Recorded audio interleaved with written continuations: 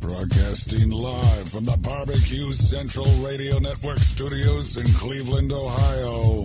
You're listening to the Barbecue Central Radio Show. Once again, here's your host, Greg Rempe.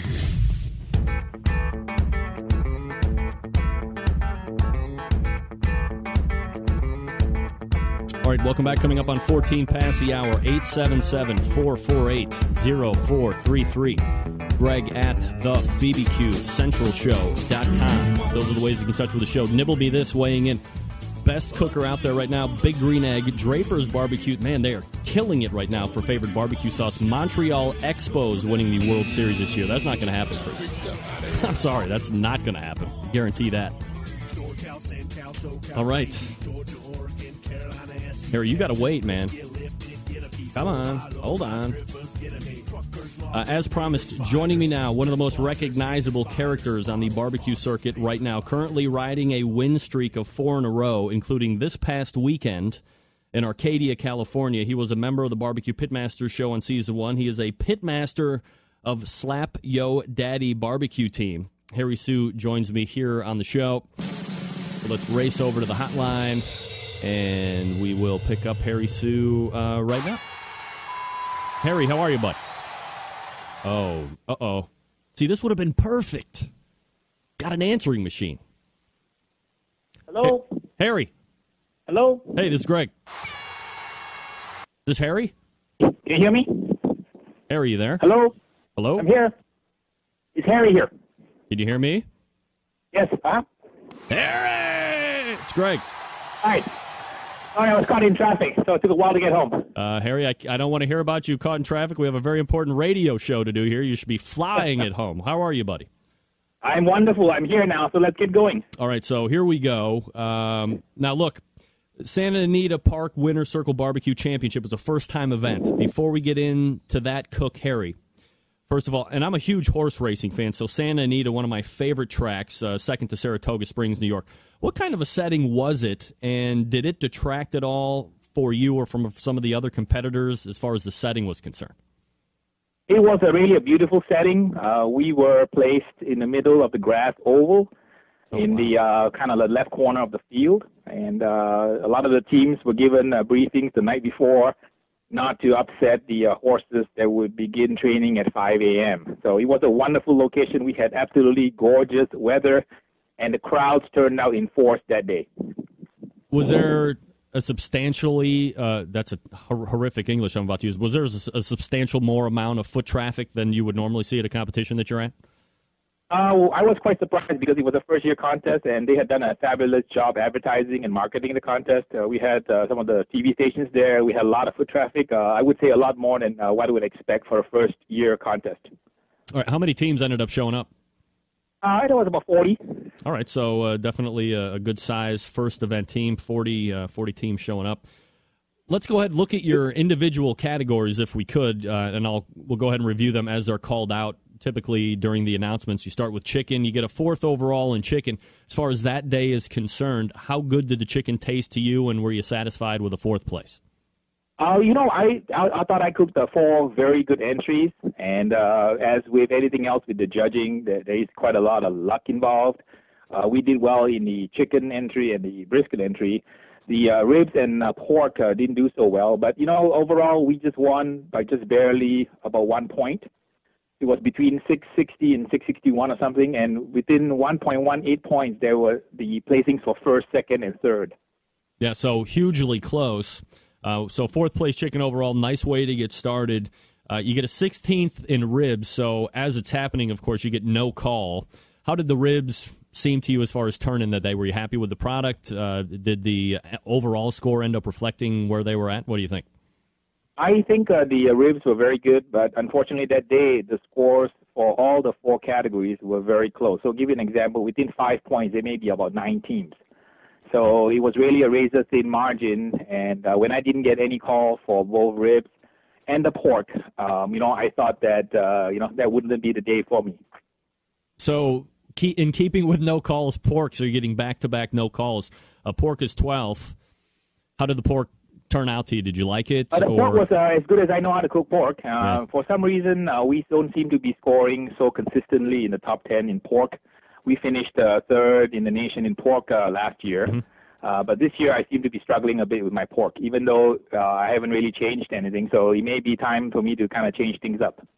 Brisket, third overall, so you get another call. And, of course, it's very high. So you have two very high calls. You have no idea where you're sitting at with the other two. We'll get into that here in a second as far as where the mindset is. Happy with the brisket, I would imagine.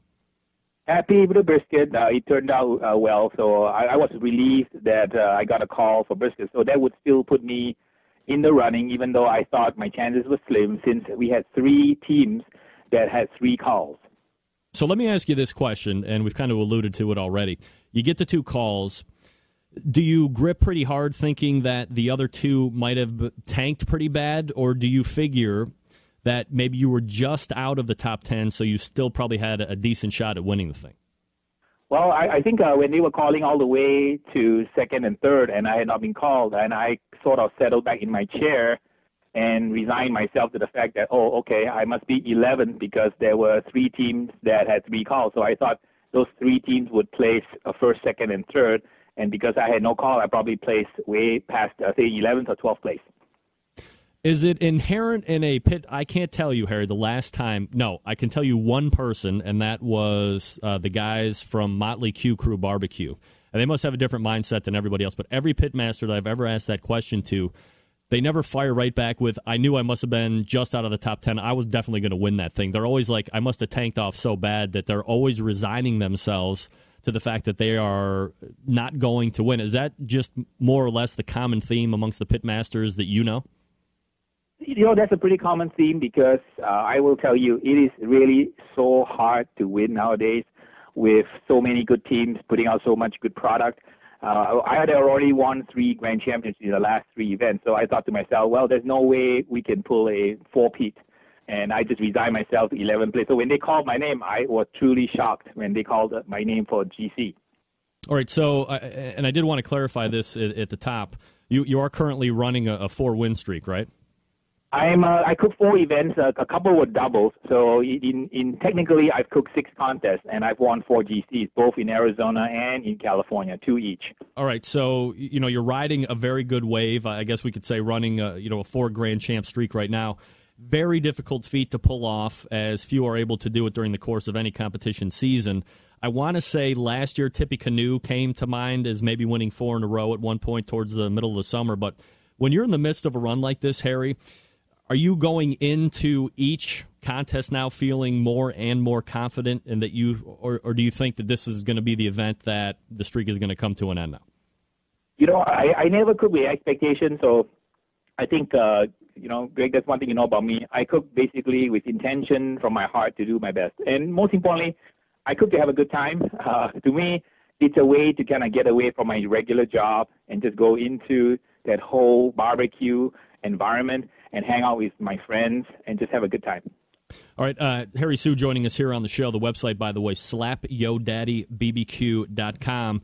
You know, Harry, I've been asking pitmasters over the past couple months about flavor profiles at events.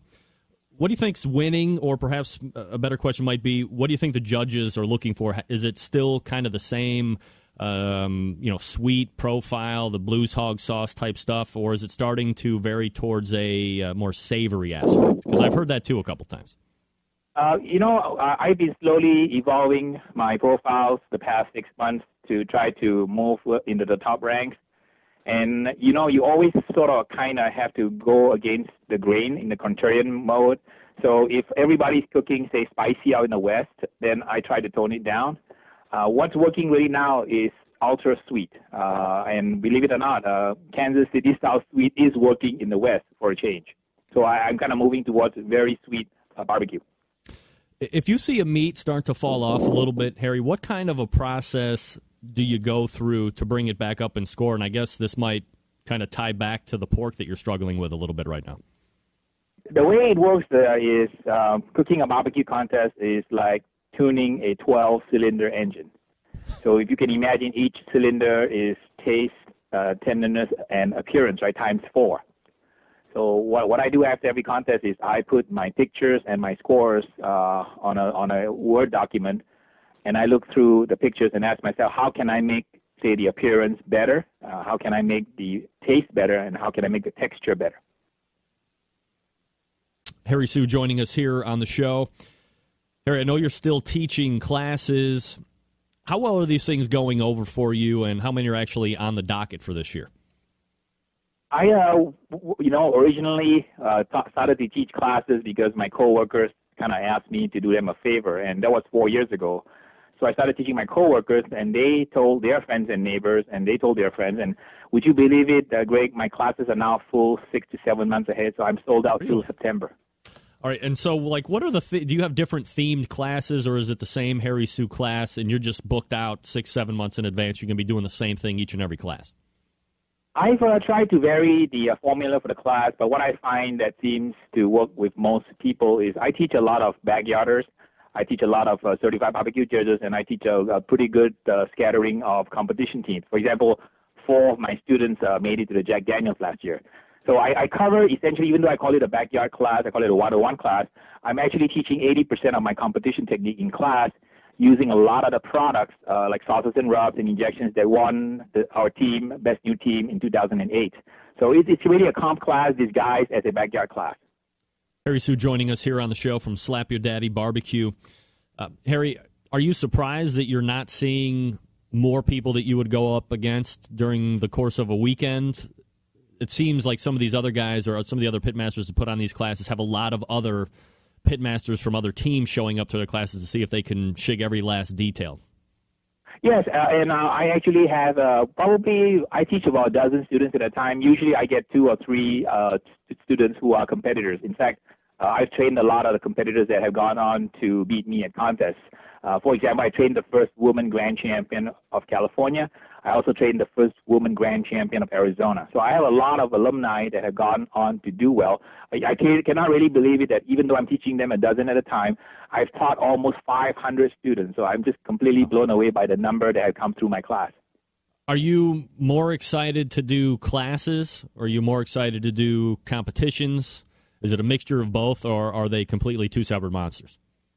Well, I like to compete because that's where the thrill is. But, teaching barbecue classes gives me a chance to do what I really want to do, which is spread happiness. So people always ask me, Harry, are you teaching a barbecue class? I'm not really teaching a class. I'm teaching a class for happiness. Because in life, we all know kind of where we are going to end up. And what that truly matters in life is to be able to be loved and give love. So a lot of people say, I'm not loved, but did you give love? So what happens in my class is once you learn how to cook barbecue, you're able to spread barbecue happiness and spread love. And that always is a good thing. All right, now I got to find this picture. Jeepers creepers. Where is it? Hold on. Okay, here it is. And you made mention to it here in an email. I'm going to throw this picture up here for everybody to take a look at. Oh, I got to move Steve DeFranco out of the way.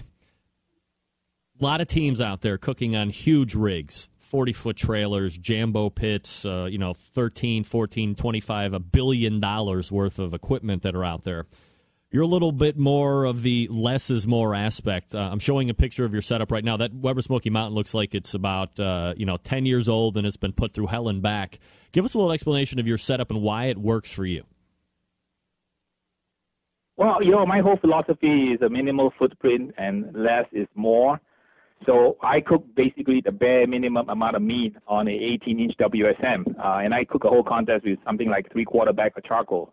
So I'm really a small footprint team, and I find that it's really never about the pit. It's always about a pitmaster.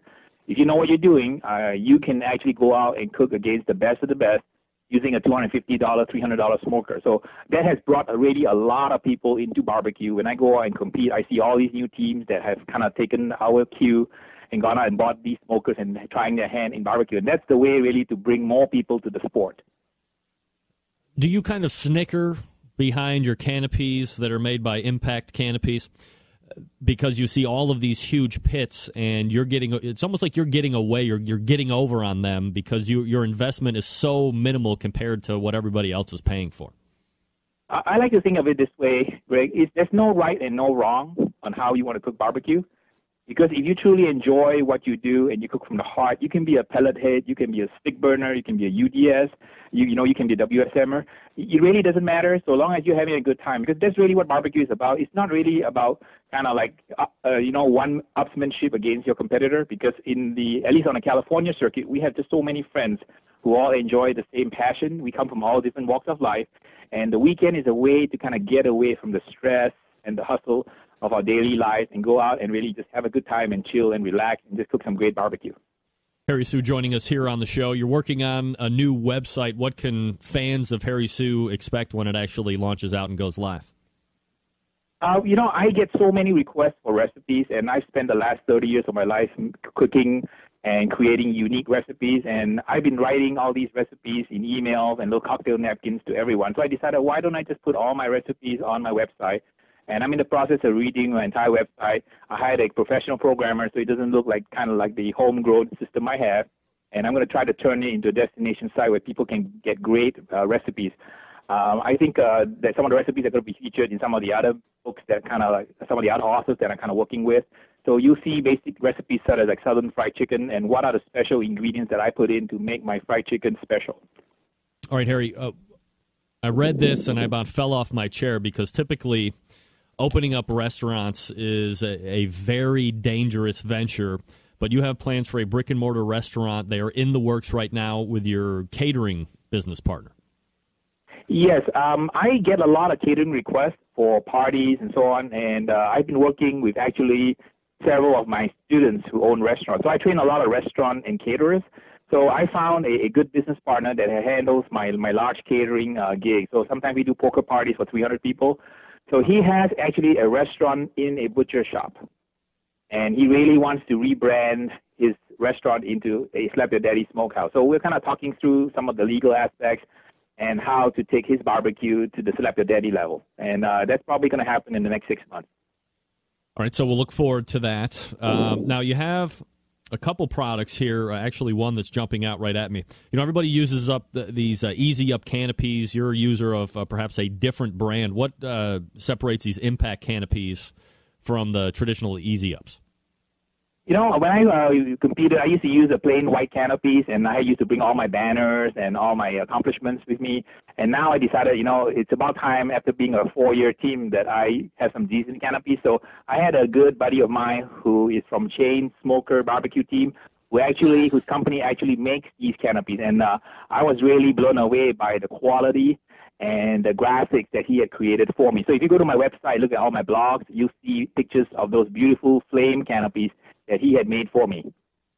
Right here, I got to ask you this because you were on season 1 of Barbecue Pitmasters, which, nobody knew it at the time, right? But look at 2 episodes or 2 series back and a couple other, one-off shoots. Season 1 seems to be like the gold standard of whatever reality TV barbecue should be on television now, and you were a part of that. Season 3 is going to be rolling out at some point towards Memorial Day. There has been no official announcement of teams. Did you audition for that, and are you excited to see that come back? Would you hope it goes off to the corner and dies at some point? Where do you weigh out on that? I'm always excited when any barbecue show makes it on TV because regardless of the format, more exposure for barbecue means more exposure for the sport, and that's good for all of us who love and are so passionate about barbecue. To answer your question, I did turn in an audition tape to the Pitmaster folks. I haven't heard back yet, so I have no idea if they'll call me back. All right. Would you do it if they called you? You would be excited to do that? Absolutely. If you want me to cook a raccoon, you want to cook armadillo, I'm the man to do that. All right. Harry Soo joining us here on the show. Harry, where are you going to be competing at next? I'm headed to Las Vegas, and I'm headed to Mesa, which is in the Phoenix area. I'm actually going to try to win a Harley. It's been on my bucket list to own a Harley. So they're offering a Harley to the winner of the doubleheader.